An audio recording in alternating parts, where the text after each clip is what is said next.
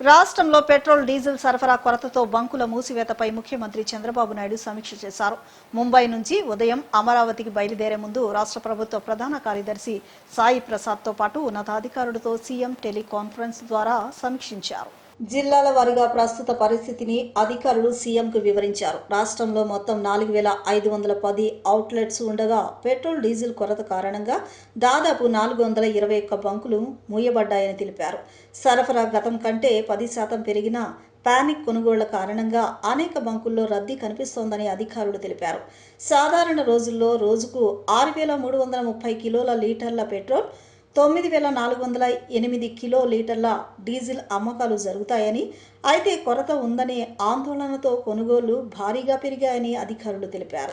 శనివారం రోజు 10,345 కిలో లీటర్ల పెట్రోల్, 14,156 కిలో లీటర్ల డీజిల్ అమ్మకం జరిగినట్లు అధికారులు వివరించారు.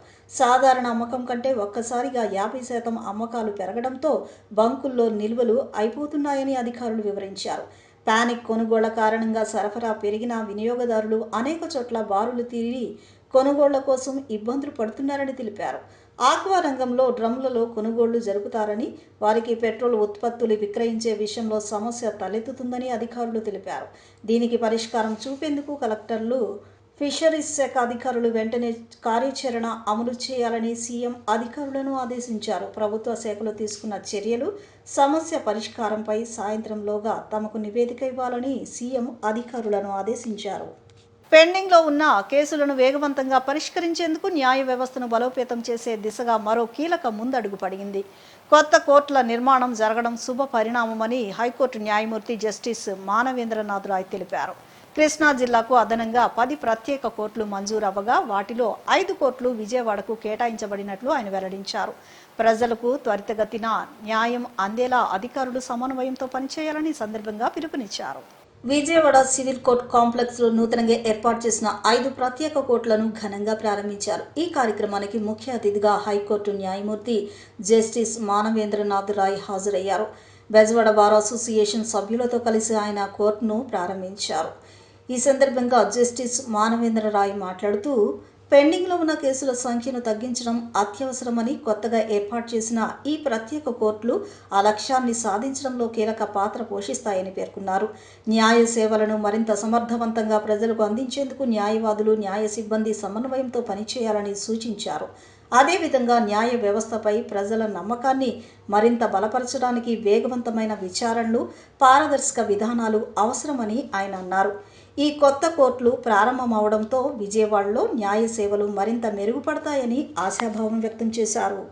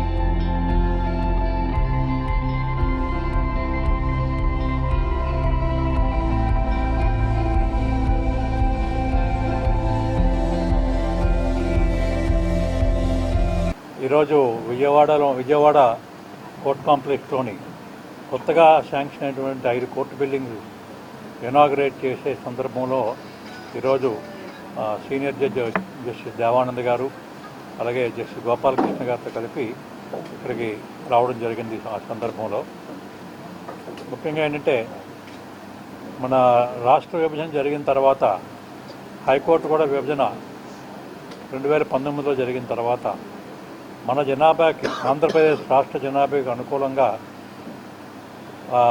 ప్రస్తుతం పనిచేస్తున్న కోర్టులు సరిపోవట్లేదు. దానివల్ల ఈ పెండెన్సీ అనేది కేసులు త్వరితంగా విచారణ జరగకుండా పెండెన్సీ ఉండి కేసులు పేరుకుపోవడం జరుగుతుంది మేము గుర్తించి హైకోర్టులోని ఒక ఇన్ఫ్రాస్ట్రక్చర్ కమిటీ ఒక నిర్ణయం తీసుకోవడం జరిగింది. ప్రభుత్వం తాలూకా పాలసీ ప్రకారం, విధానం ప్రకారంగా అటు కేంద్ర ప్రభుత్వం అయితేనేమి, రాష్ట్ర ప్రభుత్వం అయితేనేమి, అలాగే జ్యుడిషియరీ తాలూకా విధానం ప్రకారంగా కూడా రాష్ట్ర జనాభాకి ఎంతమంది ఉన్నారో చూసుకొని దానికి అనుగుణంగా కోర్టులు కూడా ఉండవలసిన అవసరం ఉంది. కాబట్టి ప్రస్తుత జనాభాని దృష్టిలో పెట్టుకొని కోర్టులు కేసులు కూడా పెండెన్సీని కన్సిడరేషన్లో తీసుకొని దాదాపు ఎన్ని కోట్లు కావాలో ఒక అంచనా వేసి ఒక రిపోర్ట్ తయారు చేసి దాన్ని గవర్నమెంట్కి పంపించడం జరిగింది. అయితే గవర్నమెంట్ కూడా చాలా పాజిటివ్గా రెస్పాండ్ అయ్యి ఇమీడియట్గా మన ఈ మధ్యనే క్యాబినెట్ మీటింగ్లోని అడ్మినిస్ట్రేటివ్ శాంక్షన్ అవన్నీ కూడా గ్రాంట్ చేసి, ఫైనాన్షియల్ శాంక్షన్ గ్రాంట్ చేసి దాదాపు 90 కోట్ల దగ్గర మొత్తం మన రాష్ట్రంలోని ప్రభుత్వం శాంక్షన్ చేయడం జరిగింది హైకోర్టు తాలూకా మన రిక్వెస్ట్ చేయడం ద్వారా. అలా ఆ ప్రక్రియలోని కృష్ణా జిల్లాకు సంబంధించి 10 కోట్లు కొత్త కోట్లు ఇక్కడికి శాంక్షన్ చేయడం జరిగింది. అందులో 5 కోట్లు విజయవాడలోనే శాంక్షన్ చేయడం జరిగింది. అత్యంత అధునాతనమైన పరిజ్ఞానంతో లో వోల్టేజ్ సమస్య అధిగమించి వినియోగదారులకు నాణ్యమైన విద్యుత్తును సరఫరా చేసేందుకు రాష్ట్ర ప్రభుత్వం అనేక చర్యలు చేపడుతుందని రాష్ట్ర గనులు, భూగర్భ వనరుల ఎక్సైజ్ శాఖ మంత్రి వర్యులు కొల్లు రవీంద్ర తెలిపారు. గతంలో విద్యుత్ సంస్కరణలు తీసుకువస్తే చంద్రబాబు నాయుడు మీద చాలా విమర్శలు చేశారన్నారు.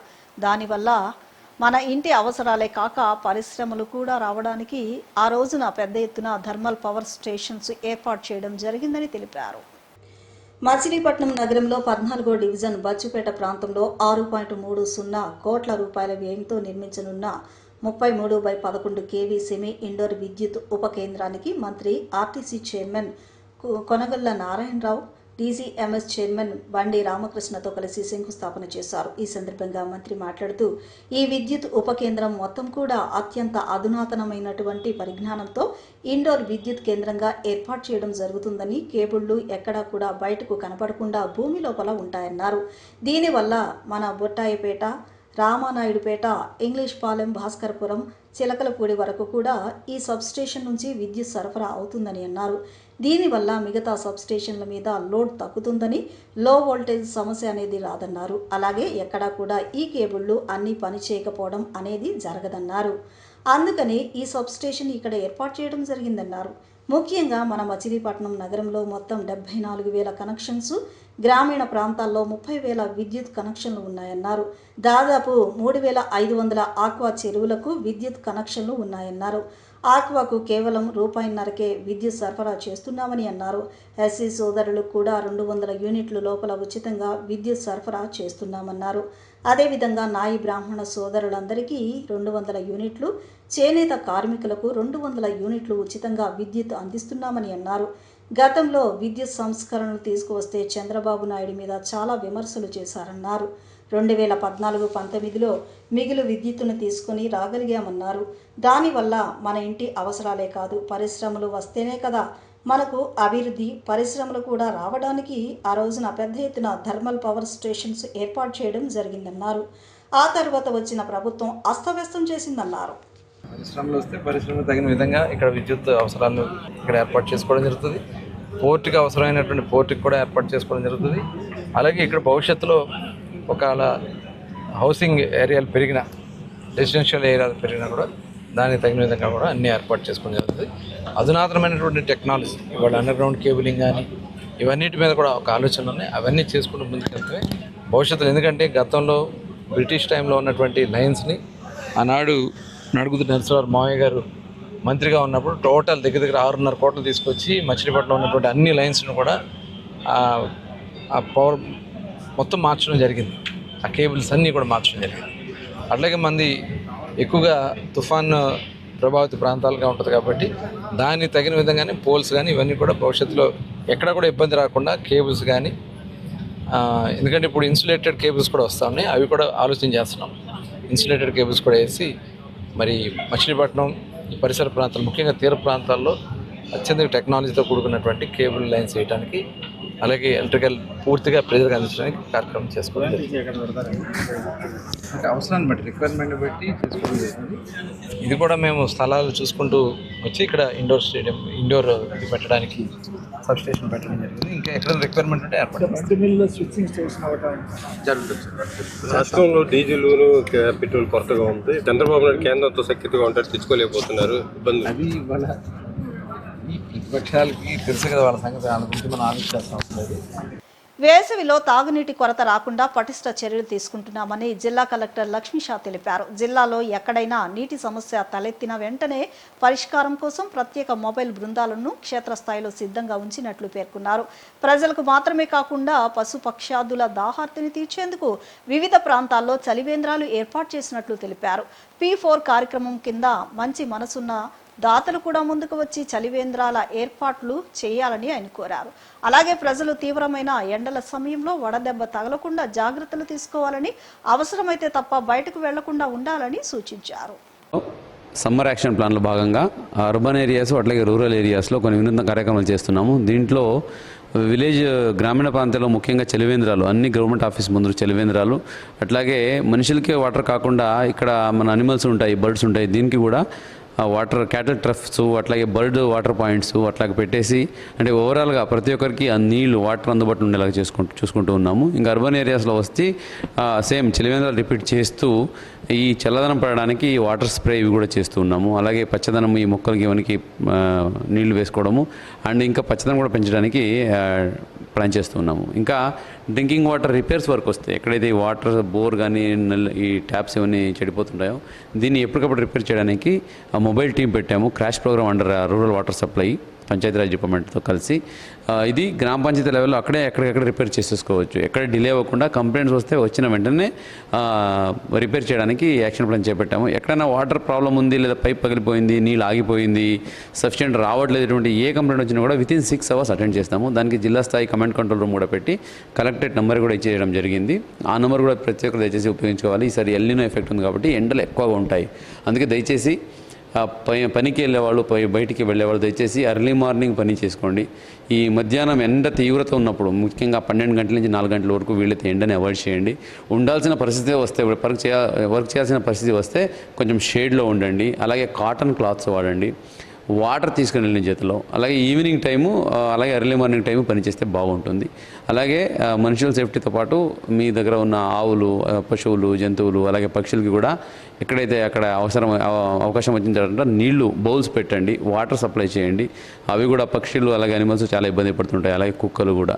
దయచేసి ఎవరికి కూడా వాటర్ ఇవ్వండి.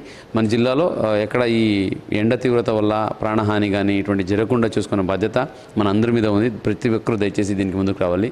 అండ్ మార్గదర్శకులు ఎవరైతే ఉన్నారో P4లో మీరు కూడా మీ ఇంటి ముందు కావచ్చు, మీరు మీ ఊర్లో ఈ ప్లేస్లో మార్కెట్ ఏరియా కావచ్చు, అక్కడ దయచేసి చలివేంద్రాలు స్పాన్సర్ చేయండి. ఏమి 10 లీటర్ నీళ్ళు ఇచ్చేస్తే పెద్దగా ఖర్చు అయ్యేదేం కాదు, కానీ దానివల్ల ప్రాణాలు కాపాడగలుగుతారు. అట్లా అంతకన్నా మంచి దానం ఇంకొకటి ఉండదు. కాబట్టి దయచేసి మార్గదర్శకులు కూడా ముందుకు వచ్చి ఈ చలివేంద్రాలు ఏర్పాటు చేయడానికి మనకు దోహదపడాలని సహకరించాలని కోరుకుంటున్నాను. దేవస్థానంపై లీజు నియమ నిబంధనలు అతిక్రమిస్తే చర్యలు తప్పవని దేవస్థాన ఈవో సీనా నాయక్ హెచ్చరించారు.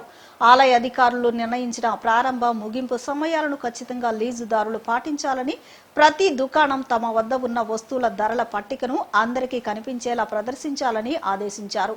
అధిక ధరలకు విక్రయిస్తే సహించేది లేదని, భక్తుల నుంచి ఫిర్యాదులు అందితే లైసెన్సు రద్దు చేయడానికి సిద్ధంగా ఉన్నామని స్పష్టం చేశారు. శ్రీ దుర్గమ్మ వారి ఆలయ ప్రాంగణంలో వ్యాపారాలు నిర్వహిస్తున్న లీజుదారులందరితో కార్యనిర్వహణ అధికారి వికే సీనా నాయక్ అత్యవసర సమావేశాన్ని నిర్వహించారు. సంబంధిత విభాగం అధికారులైన ఎన్ Ramesh Babu, assistant commissioner CH Rangarao తదితరులు పాల్గొన్నారు. దేవస్థానంలో ఉన్న షాప్ యజమానులు, లైసెన్సుదారులు ఈ సమావేశంలో పాల్గొన్నారు. దేవస్థానంపై లీజు నియమ నిబంధనలను అతిక్రమిస్తే చర్యలు తప్పవని హెచ్చరించారు. ఆలయ అధికారులు నిర్ణయించిన ప్రారంభ ముగింపు సమయాలను ఖచ్చితంగా లీజుదారులు పాటించాలని, ప్రతి దుకాణం తమ వద్ద ఉన్న వస్తువుల ధర పట్టికను అందరికీ కనిపించే విధంగా ప్రదర్శించాలని ఆదేశించారు. అధిక ధరలకు విక్రయిస్తే సహించేది లేదని, భక్తుల నుంచి ఫిర్యాదులు అందితే లైసెన్సు రద్దు చేయడానికి సిద్ధంగా ఉన్నామని స్పష్టం చేశారు.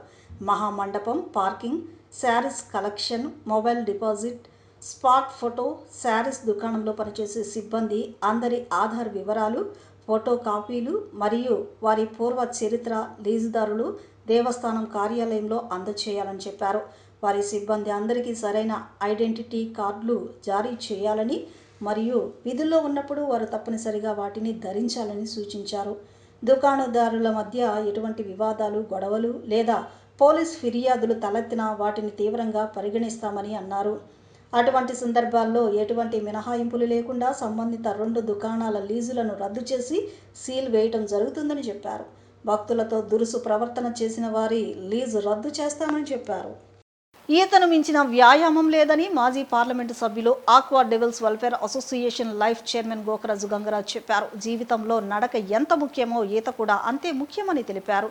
చిన్నారులు ఆత్మస్థైర్యం నింపేందుకు స్విమ్మింగ్ ఎంతగానో దోహదపడుతుందని పేర్కొన్నారు.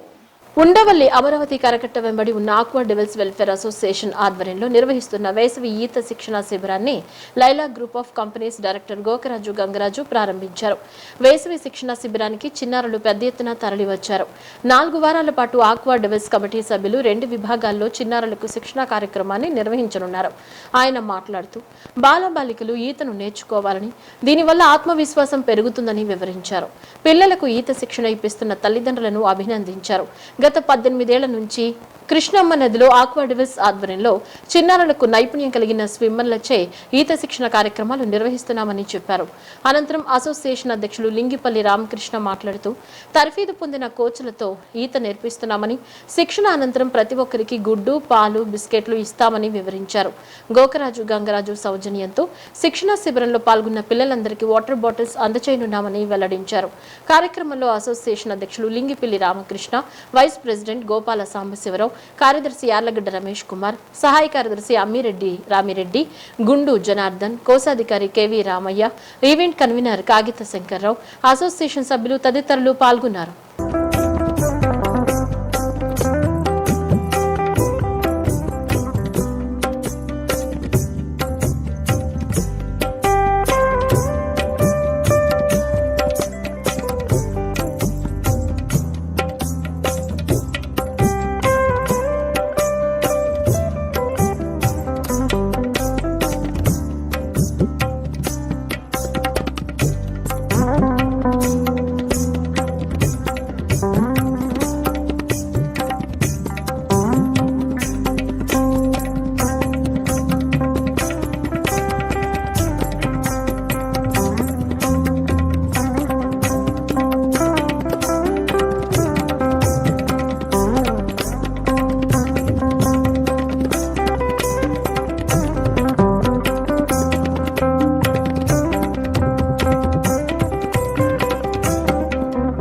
చాలా సంతోషం.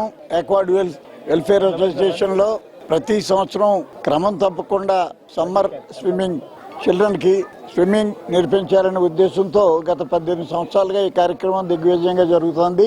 ముఖ్య ఉద్దేశం ఏంటంటే స్విమ్మింగ్ చాలా ముఖ్యం. జీవితంలో నడక ఎలా నేర్చుకుంటామో అలాగే స్విమ్మింగ్ కూడా ప్రతి ఒక్కరూ కూడా ఈత నేర్చుకోవాలి. ఈత నేర్చుకోవటం వల్ల మనకు వచ్చే లాభాలు మరి అనేక ఉన్నాయి. నష్టాలు ఈత రాకపోతే మనకు తెలుసు. ఈత రాకుండా నీటిలో దిగితే ఏమవుతుందో మనం చూస్తున్నాం. అటువంటిది జరగకుండా ఉండాలంటే ఆక్వా డెవిల్స్ వెల్ఫేర్ అసోసియేషన్ సమ్మర్లో మరి విద్యార్థులంతా కూడా ఎండ ప్రొద్దుటే 5:30కే ఈ కార్యక్రమం మొదలుపెట్టి వారు ఈ నెల రోజుల్లో వాళ్ళకి ఈత నేర్చుకునే అవకాశం వాళ్ళు క్రియేట్ చేస్తున్నారు. ముఖ్యంగా ఏంటంటే ఈత అందరికీ రాకపోవచ్చు, కనీసం వాళ్ళకి నీటిలో దిగితే ధైర్యంగా ఉండటం, అలాగే వాళ్ళ ప్రాణం వాళ్ళు కాపాడుకునేటట్టుగా మినిమం ఈ నెల రోజుల్లో వాళ్ళు నేర్చుకుంటారు. అలాగే వచ్చే సంవత్సరం కూడా 1-2 సంవత్సరాలు వచ్చేటప్పటికి చాలామంది ఈ కృష్ణానది ఈ పక్క నుంచి ఆ పక్క ఈదటం జరుగుతుంది. ప్రతి సంవత్సరం కూడా మరి స్విమ్మింగ్ కాంపిటీషన్స్ మనం పెడుతున్నారు ఆక్వా డెవిల్స్.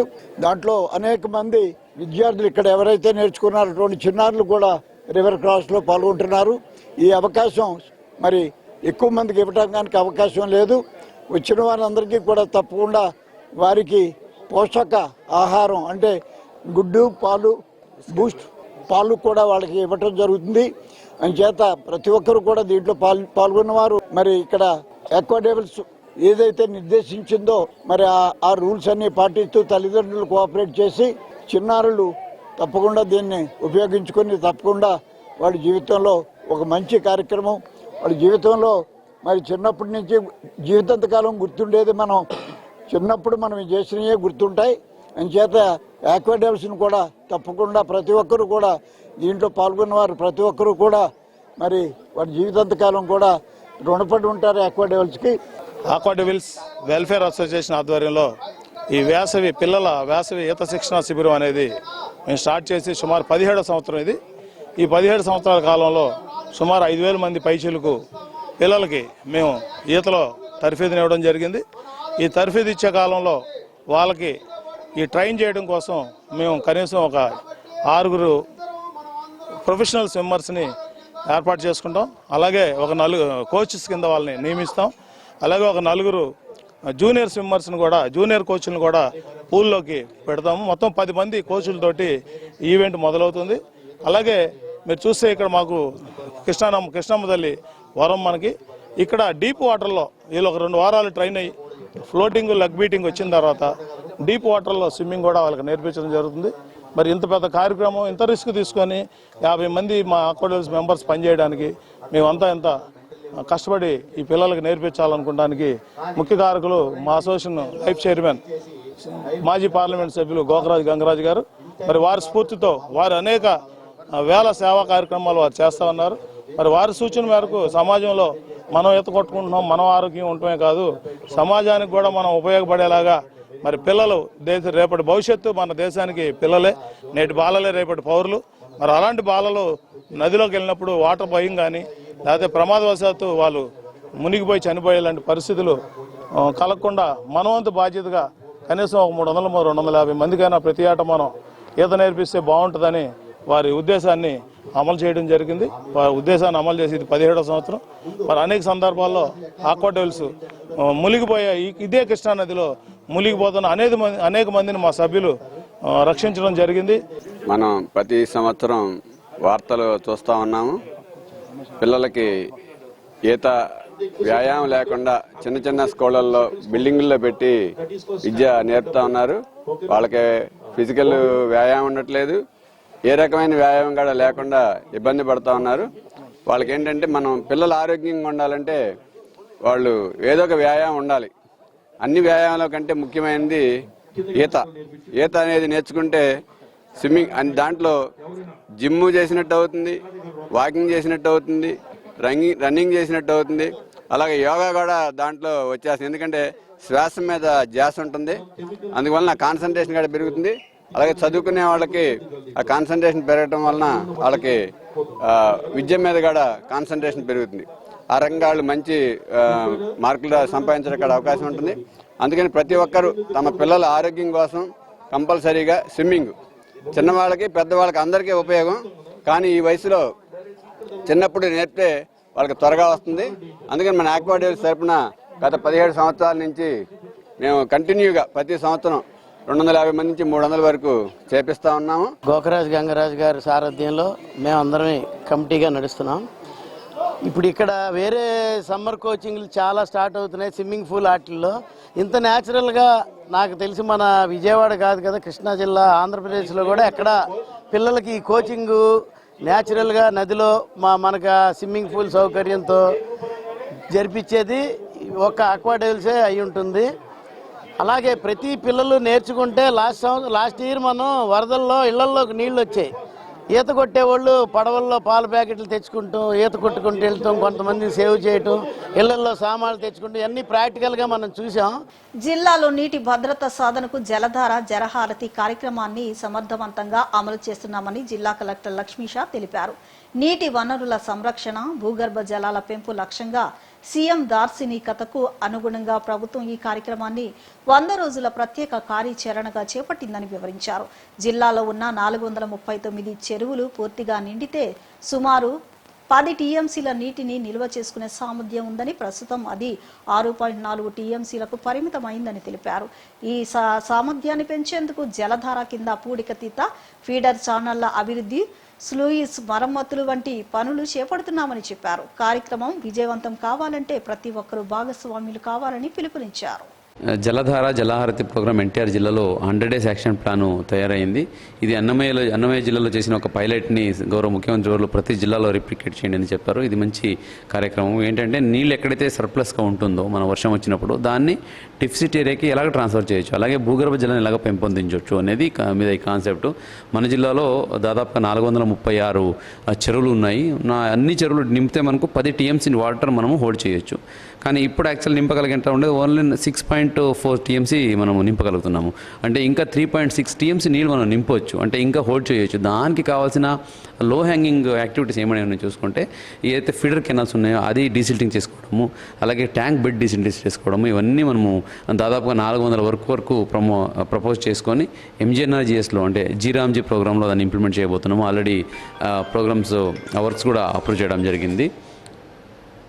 దీంతోపాటు భూగర్భ జలాన్ని పెంపొందించడానికి స్టాగర్డ్ ట్రెంచ్, అలాగే సోక్ పిట్స్, సో దెన్ ఈ కెనల్లో కూడా డీప్ సోక్ పిట్స్ ఇట్లా పెట్టుకొని ప్రతి ఒక్కటి అంటే వచ్చిన నీళ్లు పారిపోకుండా దాన్ని అక్కడ ఆపి కిందకి దింపడము. దీని ద్వారా ఏంటంటే భూగర్భ జలం పెరుగుతుంది, అలాగే ట్యాంక్స్ అయితే ఉన్నాయి ఇది ఇక్కడ కెపాసిటీ పెరుగుతుంది. దీన్ని ఈసారి మనము అంటే 10 TMC మ్యాక్సిమం కెపాసిటీ ఉంది కాబట్టి ఆ 10 TMC కూడా ఈసారి వచ్చి అంటే నెక్స్ట్ మాన్సూన్కి వచ్చే నీళ్లలో నింపి మనము మన జిల్లా వాటర్ సేఫ్గా వాటర్ సెక్యూర్గా చేయడానికి జలధార ద్వారా ట్రై చేస్తున్నాము. దీంట్లో మెయిన్లీ జీరామ్జీ వర్క్సే ఎక్కువగా ఉన్నాయి. అలాగే కొన్ని చోట స్లూయిస్ రిపేరు, అలాగే వెయిర్స్ రిపేరు ఇవన్నీ ఉన్నాయి, అవి కూడా చేస్తున్నాము. పర్కులేషన్ ట్యాంక్స్ కూడా కట్టబోతున్నాము.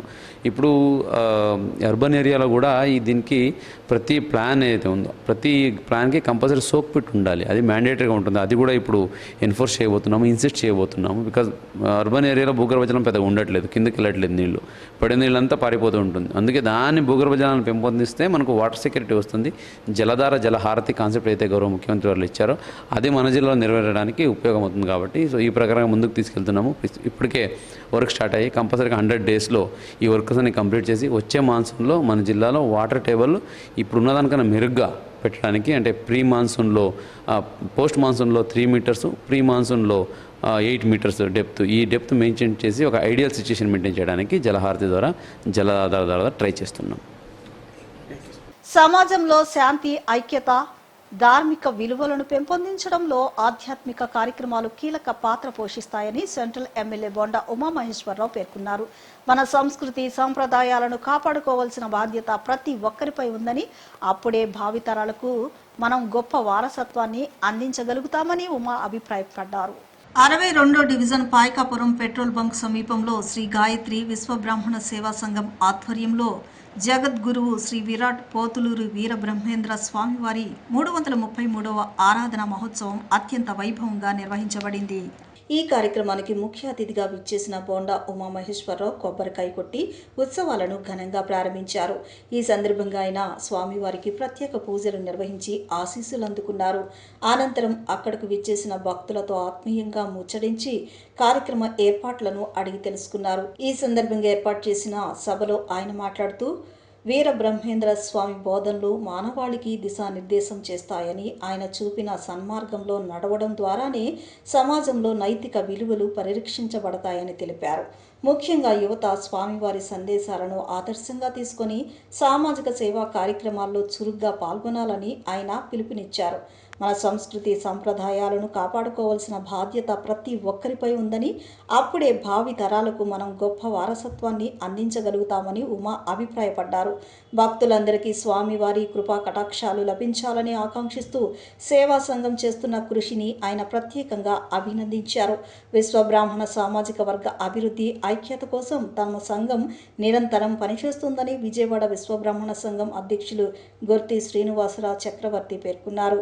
విశ్వ బ్రాహ్మణులు ఎదుర్కొంటున్న సమస్యలపై ప్రభుత్వం దృష్టి సారించాలని, వృత్తిపరంగా ఎదురవుతున్న సవాళ్లను అధిగమించడానికి సంఘం అండగా ఉంటుందని భరోసా ఇచ్చారు. ముఖ్యంగా యువతకు నైపుణ్యాభివృద్ధి కార్యక్రమాలు నిర్వహించడం ద్వారా వారి ఆర్థిక స్థితిగతులను మెరుగుపరచవచ్చునని ఆయన అభిప్రాయపడ్డారు. కుల వృత్తులపై ఆధారపడి జీవిస్తున్న కుటుంబాలకు సామాజిక భద్రత కల్పించాల్సిన అవసరం ఉందని, ఇందుకోసం ప్రభుత్వ పథకాలు అర్హులైన ప్రతి ఒక్కరికి అందేలా తమ సంఘం పర్యవేక్షిస్తోందని వెల్లడించారు. భవిష్యత్తులో మరిన్ని సేవా కార్యక్రమాలు చేపడతామని, సమాజంలో విశ్వ బ్రాహ్మణుల ప్రాముఖ్యతను చాటి చెప్పేలా ప్రతి ఒక్కరూ ఐక్యమత్యంతో ముందుకు సాగాలని శ్రీనివాస చక్రవర్తి పిలుపునిచ్చారు.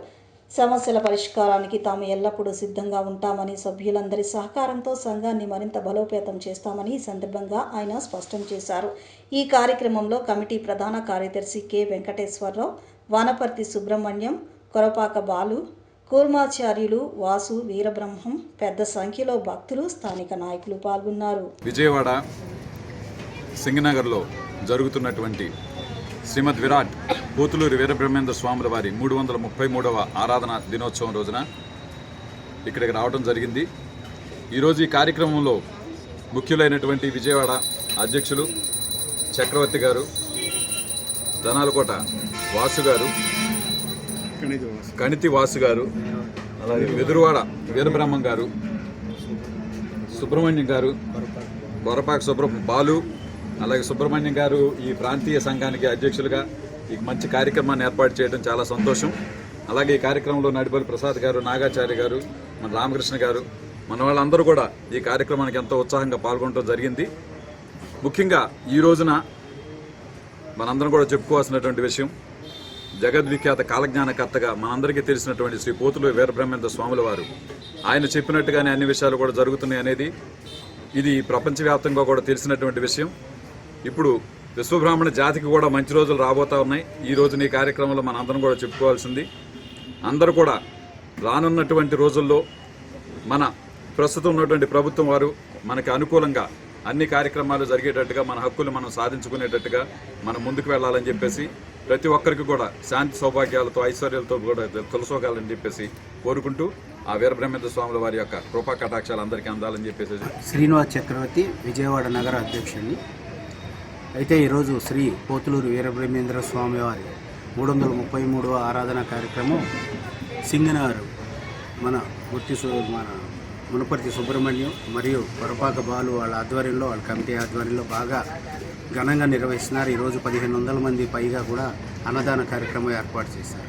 పోతులూరు వీరబ్రహ్మేంద్ర స్వామి వారు ఈరోజు 26వ తారీఖు ఆయన సమాధిలోకి వెళ్ళిన రోజు. దీన్ని అందరం కూడా ఆయన సంఘ సంస్కర్త అయి ఉండి మతాలు, కులాలు, విభేదాలు లేకుండా మానవ జాతి ఒకటే అని చాటి చెప్పి అందరినీ కలిపిన ఘనత ఆయనకుంది. ఒక విధంగా సాంఘిక సంస్కర్త కాకుండా, సంఘ సంస్కర్తే కాకుండా మన ప్రాంతాల్లో ఉన్న, దేశంలో ఉన్న అసమానతలను తొలగించిన గొప్ప మహా వ్యక్తి.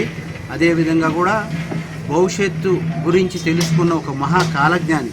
దేశంలో ఈరోజు అందరూ మన దేశంలో ఏం చెప్తారంటే వీరబ్రహ్మం గారు చెప్పినట్లే జరుగుతుంది. ప్రతి వాళ్ళ నోట అదే వస్తుంది. ప్రతి జరిగినా కూడా కరోనా గురించి ఆ రోజే చెప్పారు ఆయన 400 సంవత్సరాల క్రితం. దక్షిణాదిన ఈశాన్యమున ఈ యొక్క కోరంకి అని ఒక జబ్బు వచ్చి 1 కోటి మంది కోడి పిల్లలే చచ్చుదురని ఆ రోజుల్లో శ్లోకాల్లో ఉంది. అలాంటివి చూస్తే మన తెల్ల కాకేనన్ను, అలాగే పంది అంట ఏనుగు పిల్ల పొట్టడం, ఇవన్నీ ఏంటంటే మనకి ఇప్పుడు కనపడుతున్నాయి. ఇవన్నీ కాకుండా నీరు కొనుక్కుండే పరిస్థితి వస్తుందని ఆ రోజుల్లో చెప్పిన వ్యక్తి.